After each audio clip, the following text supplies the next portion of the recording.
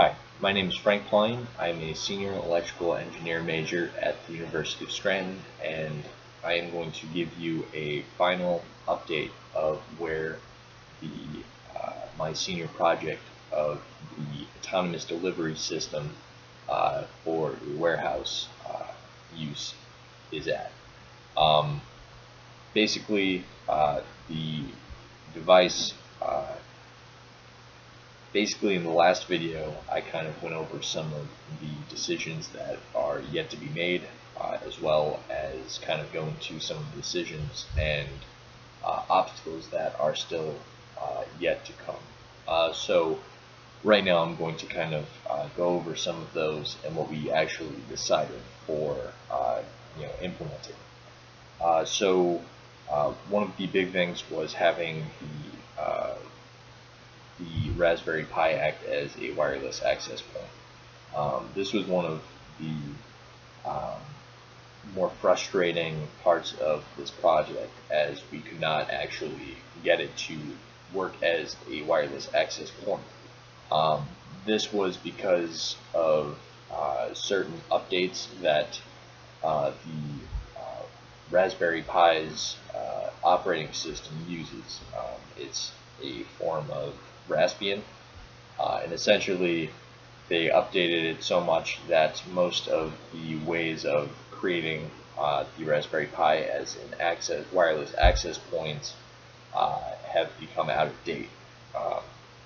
So one of the ways that we were able to basically prevent that from holding us back was by having a older version that we found, and we were able to then successfully have it as a wireless access point. So in terms of using the Raspberry Pi for intercommunication between devices, basically the whole idea of having them communicate with each other directly was scrapped for a newer idea of having each device kind of talk to a central server where it would be able to upload and download different directories, essentially, of package information.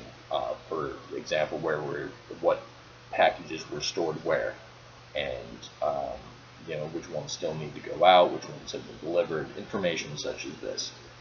This was kind of done using a program called FileZilla, which essentially allowed us to connect to each Pi individually, basically drag and drop the information that was then updated onto each of the devices, and then send it back to each device. So basically, one of the things that we had to do with the project was make the project have from 3 devices to just 2 devices. This was just for terms of simplicity, as well as actually for our physical warehouse setup, which I will get into a little bit later.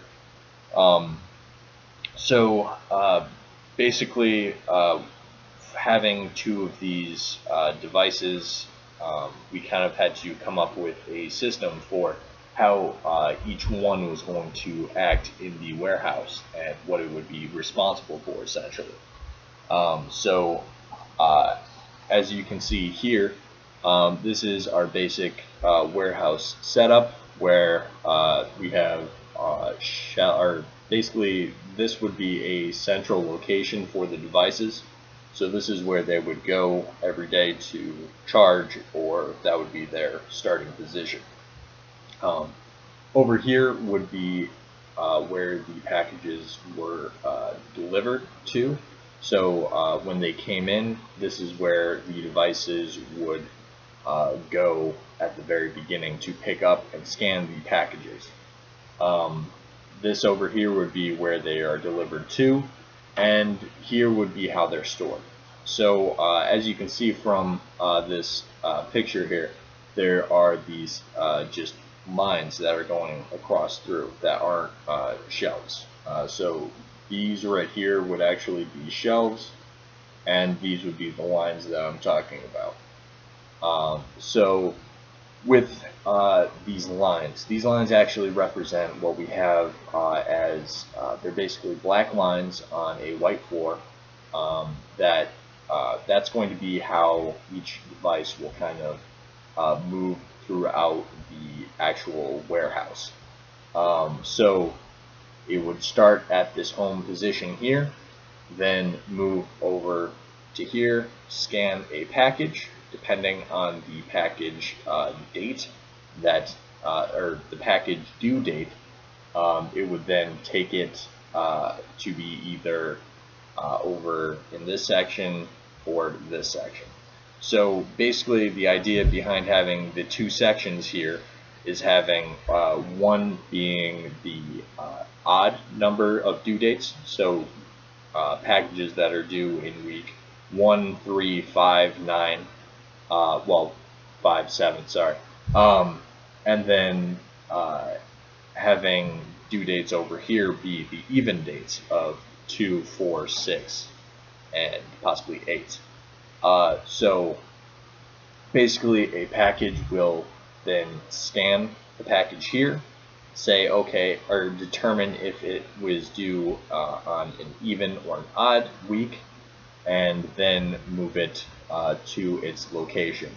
The point of these lines that are kind of going across here is to be able to be a identifier for where in this line the package is. So as it will be moving down this line, it will say, okay, well, now I just saw one line, so I'm at the due at 1 week section.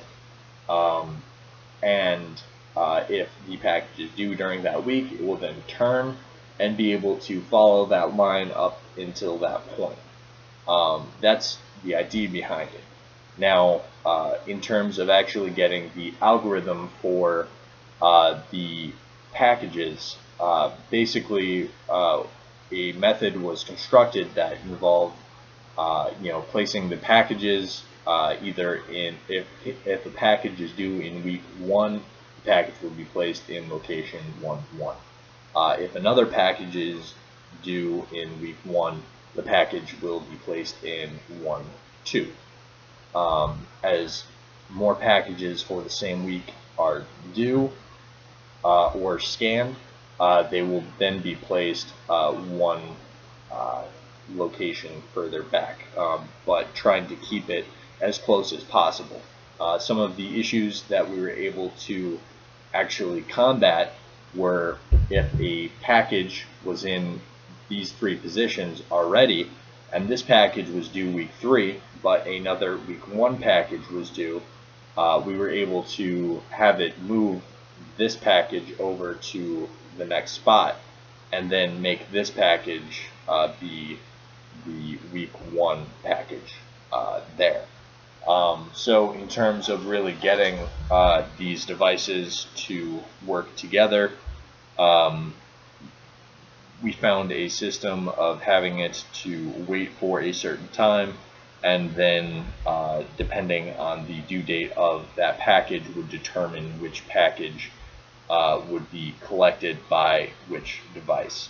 So if a package was scanned by one of the devices that are only for the odd weeks, but it was an even number package, it would then wait for the next device to pick up that package. This may need to be revised in the future, as there may be some issues in having a bot do absolutely nothing during that time. We may be able to then transfer the packages between each bot, but that will be kind of played with further down the line. So that's kind of where we're at with the project, and thank you for your time.